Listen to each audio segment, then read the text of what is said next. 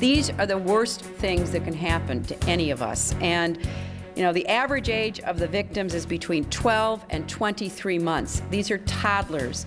These are kids who finally got the freedom to walk around and are exploring everywhere. They are in the wrong place at the wrong time. Senator Hillary Clinton on the tragic number of children who are crushed because drivers in SUVs can't see them when they back up.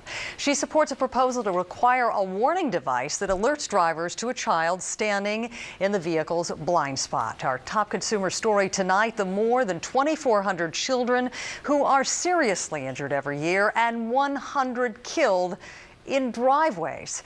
And while it sounds like carelessness, our consumer correspondent Greg Hunter found that the design of the ever larger family vehicles like SUVs play a major part in back-over accidents. You'll see right now.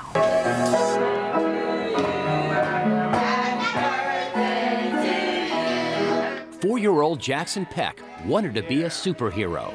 He liked to wear a costume wherever he went. Superman was his favorite. My last words were him, do you know how much I love you? So, I feel very blessed to have that time with him. Jackson's parents never imagined that moment with their son 10 months ago would be their last. It was 2 days before Christmas. Jackson's grandmother dropped him off to go caroling with other grandchildren. As she backed up the family's SUV, Jackson ran behind the vehicle, but she didn't see him.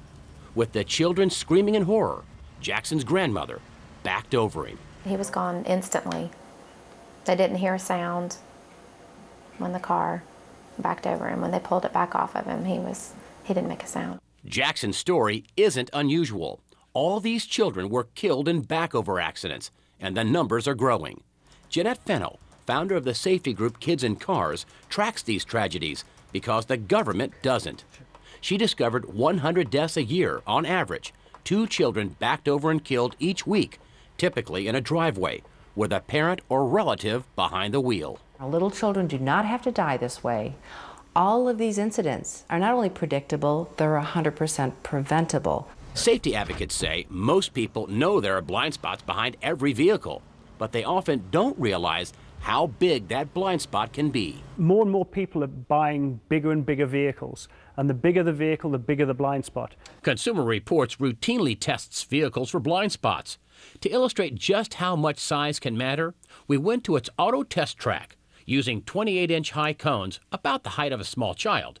Testing director David Champion will mark where the driver in this sedan first sees the cone. Still can't see it.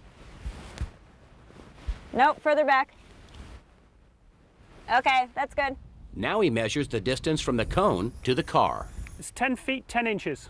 But watch what happens with larger vehicles like this minivan. 18 feet, 1 inch. Or this SUV. 25 feet, 10 inches. And how far away is the cone from this truck? 46 feet, 9 inches. Now look at the dramatic results. In this case, the truck's blind spot is more than 4 times greater than the sedan's. Consumer Reports also points out the shorter the driver, the bigger the blind spot can be. On these big vehicles where we see something like 20, 30, 40 feet of blind spot behind, that is where the problems are. That is where the deaths we are seeing with back-over accidents are occurring. Backing up in a big SUV can be deceiving. You can't see anything from that vantage point, can you? And when I check my mirrors, driver's side, rear view, and passenger, it looks clear to me too. But if I get out of the vehicle and walk behind it, got a little surprise for you. Hello, kids. Hello. 29 school kids from East Haddam Elementary School in Connecticut, all hidden dangerously out of view. Nobody knows whether it's a vehicle problem or is it a personal problem. Is it because somebody didn't check behind the vehicle, or is it because of lack of vision? CNN contacted the automaker's trade group. It sent us to this man, Ron DeFore. He represents SUV Owners of America, an organization partially funded by car companies. We aren't addressing this issue right now. So 2,400 kids a year being backed over, 100 kids a year dying. How many kids have to die or be hurt before you'll address the issue? The most important thing that we focus on is how many lives can be saved in an SUV as opposed to moving to a smaller vehicle. DeFore says there's not enough data to require automakers to come up with a fix. You need to be able to see when you're going backwards. You can't just kind of close your eyes and hope there's nothing back there. To help drivers see better, some car makers are offering new options like bumper sensors. If someone gets too close, this sonar signal shows the location. And a few manufacturers also sell a backup camera, like this one. Shift into reverse, and the navigation screen switches to a live picture of what's behind the vehicle. Consumer Reports says, based on its research, this technology should be required. I would have all the motor manufacturers that produce these bigger vehicles put backup cameras on all of them. That is a very dangerous public policy because you start pricing the vehicles well beyond what a lot of people can afford. How much is a life worth? You can't put a price on that. At Jackson Peck's funeral, everyone wore Superman t-shirts. His parents set up a foundation for needy children, so their son will be remembered as the superhero he wanted to be. But they say their lives will never be the same. To lose a child that was loud and rambunctious and full of life is you can't imagine.